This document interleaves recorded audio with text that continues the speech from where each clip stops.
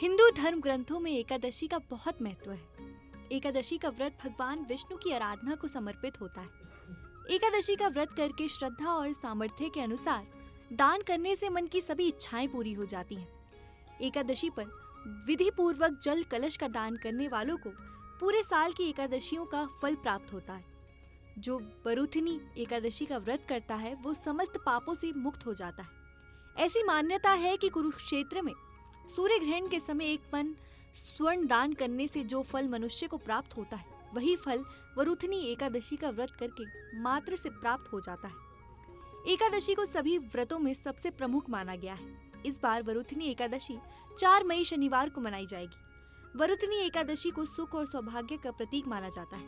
वरुथिनी एकादशी का प्रभाव का सीधा मन और शरीर दोनों पर पड़ता है। इसके अलावा एकादशी के व्रत से अशुभ संस्कारों को भी नष्ट किया जा सकता है। वरुथिनी एकादशी की शुरुआत 3 मई शुक्रवार को रात 11:24 से शुरू होगी और तिथि का समापन 4 मई शनिवार को रात 8:38 पर होगा। वरुथिनी एकादशी का पारण 5 मई को सुबह 5:47 से लेकर 8:17 तक होगा। एकादशी के दिन सुबह जल्दी उठकर स्नान करने के साथ साफ कपड़े धारण कर लें। इसके बाद मंदिर की अच्छी तरह से सफाई कर लें। फिर देवी देवताओं को स्नान कराने के बाद साफ कपड़े पहनाएं और मंदिर में दीप प्रज्वलित करें। इसके बाद व्रत का संकल्प लें और भगवान विष्णु का ध्यान करें।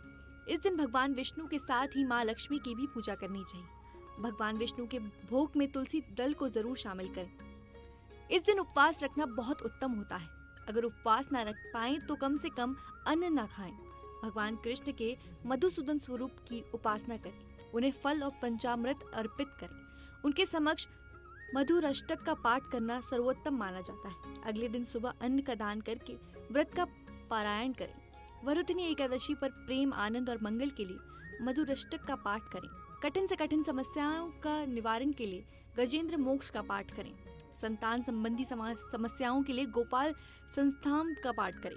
भक्ति और मुक्ति के लिए विष्णु संस्थान का पाठ करें। पापों से मुक्ति के लिए भगवत गीता के 11वें अध्याय का पाठ करें।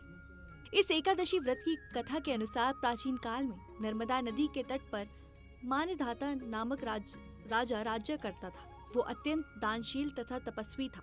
एक दिन जब वो जंगल में तपस्या कर रहा था तभी न जाने कहां से एक जंगली भालू आया और राजा का पैर चबाने लगा। राजा पूर्वत अपनी तपस्या में लीन रहा। कुछ देर बाद पैर चबाते चबाते भालू राजा को घसीटकर पास के जंगल में ले गया।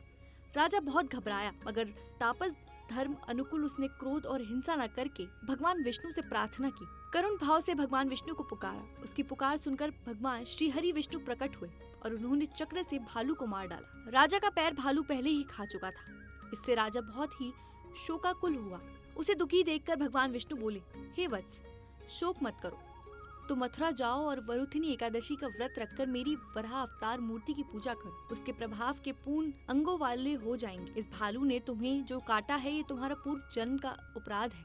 भगवान की आज्ञा मानकर राजा मनदाता ने मथुरा जाकर श्रद्धा पूर्वक वरुथिनी एकादशी का व्रत किया। इसके प्रभाव से राजा शीघ्र ही पूर्ण, सुंदर और समर्पण अंगों वाला हो गया। जो व्यक्ति भय से पीड़ित है उसे वरुथिनी एकादशी का व्रत रखकर भगवान विष्णु का स्मरण करना चाहिए। इसी एकादशी के प्रभाव से राजा मनदाता स्वर्ग गया था। इस व्रत को करने से समस्त पापों का नाश होकर मोक्ष मिलता है। इस एकादशी के प्रभाव से राजा मनदाता स्वर्ग मिला था। मान्यता है जो मनुष्य विधिवत इस एकादशी व्रत को करते हैं उनको स्वर्ग लोक की प्राप्ति होती है। इसका फल गंगा स्नान के फल से भी अधिक है। इस व्रत के महात्म्य को पढ़ने से 1000 गोदान का फल मिलता है। मनुष्यों को धर्म कर्म करते हुए जीवन व्यतीत करना चाहिए और पाप कर्मों से दूर रहना चाहिए तथा पापों को करने से डरना चाहिए।